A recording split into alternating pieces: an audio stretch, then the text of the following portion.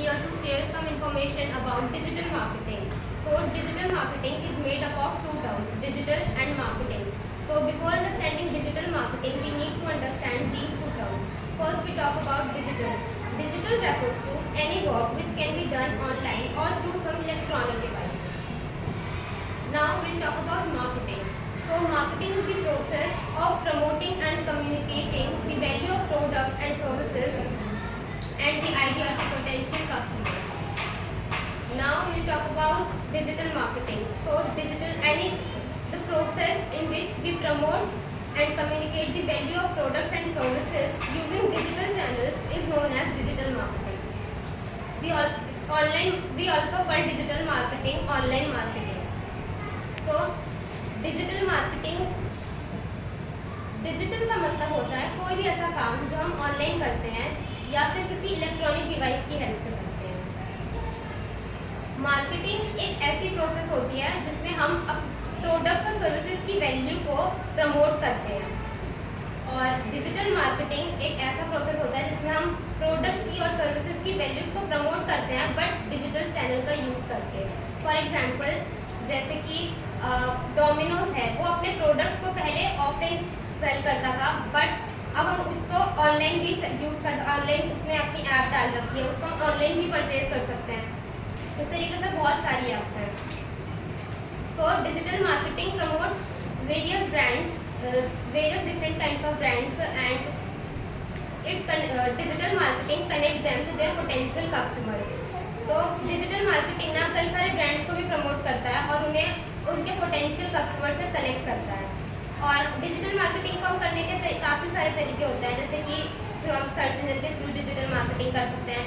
जैसे अगर आपको कोई शूज़ बाय करने होते हैं ऑनलाइन तो आप उससे रिलेट कभी आप स्पेसिफिक किसी ब्रांड का नाम डालते हो या फिर आप उससे रिलेटेड कीवर्ड सर्च करते हो। जैसे अगर आपको किसी बच्चे के लिए शूज़ चाहिए तो शूज़ फॉर किड्स, वुमेंस चाहिए तो शूज़ फॉर वुमेंस, या कभी कभी हम इसमें अपना एज ग्रुप भी मेंशन करते हैं।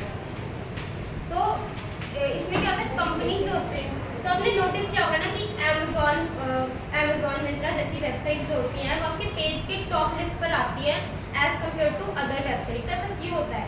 क्योंकि इन वेबसाइट्स ने सिर्फ अपनी एड्स पर ही काम नहीं किया बल्कि SEO यानी कि सर्च इंजन ऑप्टिमाइजेशन पर भी काम किया है, जिसमें जो ब्रांड्स होती है वो आइडिया लगाती हैं कि कौन से ऐसे कीवर्ड्स हैं जो उनके प्रोडक्ट से रिलेटेड हैं और कंज्यूमर उनके प्रोडक्ट के बारे में जानने के लिए उन कीवर्ड्स का ज़्यादा यूज़ करता है।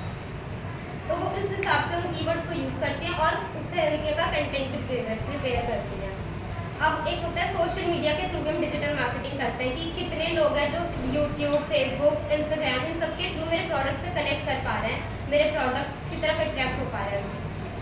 और मोबाइल ऐप से तो हम डिजिटल मार्केटिंग करते ही हैं। स्पेसिफिक अलग अलग जैसे डोमिनोज है, फ्लिपकार्ट है, ये सारे अलग अलग ऐप्स हैं जिससे हम डिजिटल मार्केटिंग करते ही हैं। वेबसाइट भी बनती हैं अलग अलग चीज़ों की। फॉर एग्जांपल अगर किसी सर्विस की बात करें तो बायजूस है, वेदांतो है, ये अपनी सर्विसेज प्रोवाइड कर रहा है बट इनके थ्रू ऑनलाइन मार्केटिंग। तो जो digital marketing is just like traditional offline marketing. Now the question raises why we move on digital marketing.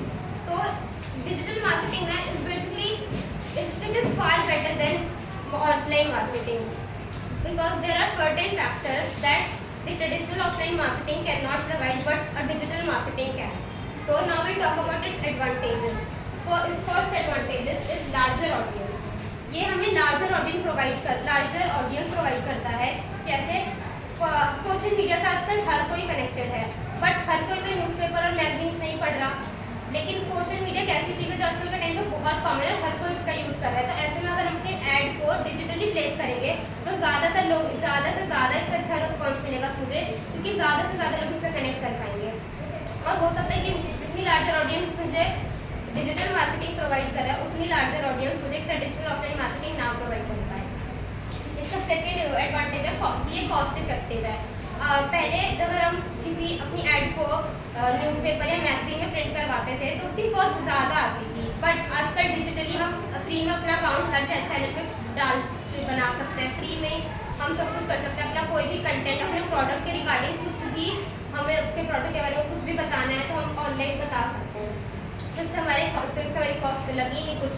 और थर्ड है इमीडिएट फीडबैक। इसका इमीडिएट फीडबैक ना लूप ज़्यादा इफेक्टिव होता है as compare to offline traditional marketing. कैसे कि पहले अगर मुझे पता लगाना होता था कि किस न्यूज़पेपर, किस मैगजीन के थ्रू मेरे पास कितने लोग आए हैं, कितने लोग किस एरिया से कनेक्ट कर पाए हैं, वो मुझे नहीं पता लग पाता था। बट आजकल के टाइम पे हमारे पास पूरा एनालिटिक्स होता है, गूगल हमें पूरा एनालिटिक्स प्रोवाइड करता है कि मेरी कितनी ऐड पर कितनी बार लोगों ने क्लिक किया है, मेरी कितनी वेबसाइट पर कितनी बार लोगों ने उसको विजिट किया है। तो इसका फीडबैक लूप ज़्यादा इफेक्टिव होता है। और टाइम सेविंग तो है, घर बैठे बैठे आपका हर काम हो जाएगा, आपको बाहर जाना नहीं पड़ेगा, आपके एफर्ट्स कम लगेंगे, तो टाइम सेविंग तो है ही। और इजी टू कनेक्ट है, सोशल मीडिया से तो आजकल हर कोई कनेक्टेड है, हर कोई इसका यूज़ कर रहा है। तो इसमें हम अगर अपनी ऐड को प्लेस करते हैं तो ज़्यादा से ज़्यादा इफेक्टिव इसका रिस्पॉन्स मिलता है। अब हम बात करते हैं इसके स्कोप की। इसका स्कोप ना आपके इंटरेस्ट पर डिपेंड करता है। फॉर एग्जांपल, अगर आपको कोई क्रिएटिव चीज़ें करने में मज़ा आता है तो आप ad creative, social media management या वीडियो मार्केटिंग कर सकते हैं। अगर आपको कोई टेक्निकल काम करने में मज़ा आता है तो आप SMS मार्केटिंग, फेसबुक एड्स या फिर फेसबुक एड्स मार्केटिंग कर सकते हैं। और अगर आपको रिसर्च बेस्ड चीज़ें करने में मज़ा आता है तो आप रिसर्च बेस्ड तो उसमें आप ब्रांड के लिए स्ट्रेटजीज प्रिपेयर कर सकते हैं, स्क्रिप्ट राइटिंग कर सकते हैं। I hope this information will helpful for you. Thank you.